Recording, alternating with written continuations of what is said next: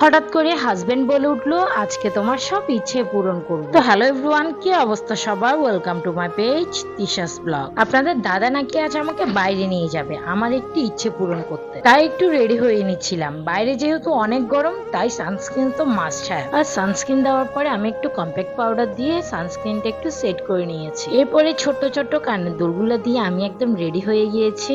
আর এটাই হলো আমার ফাইনাল লুক। আর কয়েকদিন ধরে আমার খুবই ফুচকা খেতে মন চাচ্ছিল, তাই কাল রাতেই তাকে বলেছিলাম আমার না খুব ফুচকা খেতে মন চাইছে। তবে সে তখন কোনো রেসপন্সই করেনি আমার কথা, কিন্তু আজ বিকালে সে বলল চলো তোমার এক ইচ্ছে পূরণ করি। তখন আমি বললাম আমার আবার কি ইচ্ছে? তখন সে বলল কেন, কালই না তোমার ফুচকা খেতে মন চাইছিল, চলো তোমাকে আজ ফুচকা খেতে নিয়ে যাই। তাই তো তোড়জোড় করে রেডি হয়ে শুধুমাত্র ফুচকা খেতে বাইরে গিয়েছিলাম। আর সে তো জানেই আমি বরাবরই ফুচকা খেতে অসম্ভব পছন্দ করি, তার আমার এই ছোট্ট ছোট্ট ইচ্ছে পূরণ গুলো আমার অসম্ভব ভালো লাগে। আমি তার কাছে অঢেল অনেক কিছু কখনো চাই না, কারণ আমি জানি তার উপার্জন কতটুকু, সে আমাকে কতটুকু দিতে পারবে। তবু ঈশ্বরের কাছে অশেষ অশেষ কৃতজ্ঞ যে সে যতটুকু আমার জন্য করে তাতে আমি অনেক খুশি। তবু সে এমনও অনেক সময় আছে আমি না চাইতে অনেক কিছু আমাকে এনে দেয়, যে জিনিসটা আমি চাইনিও কখনো তার কাছে। আসলে আপনার জীবনে যত আপনার চাহিদা কম থাকবে তত বেশি আপনি সুখী হবেন। চাহিদা আপনার জীবনে লোভ সৃষ্টি করে, আর লোভ তো আপনার জীবনকে ধ্বংস করার একটি প্রধান কারণ।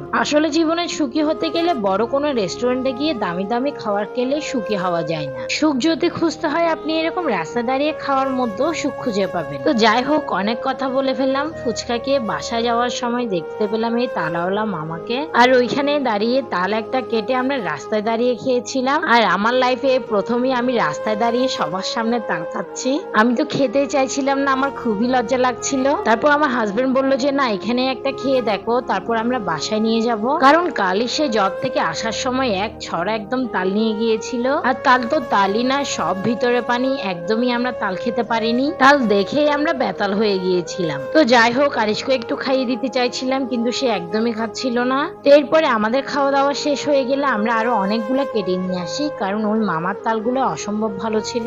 আর প্রত্যেকটা তালের দামই নিয়েছিল উনি আমাদের থেকে 20 টাকা করে। তবে আমি মনে করি প্রত্যেকটা তালই 20 টাকা হিসেবে খুব ভালো ছিল। তো এই তো আমাদের তাল কাটা শেষ, এখনই তালগুলা নিয়ে বাসায় চলে যাব। তো আজকের ভিডিও এইটুকু। ভিডিওটি ভালো লাগলে অবশ্যই লাইক, কমেন্ট এন্ড শেয়ার করবেন, আর আমার পেজটাকে একটু ফলো করে দিবেন।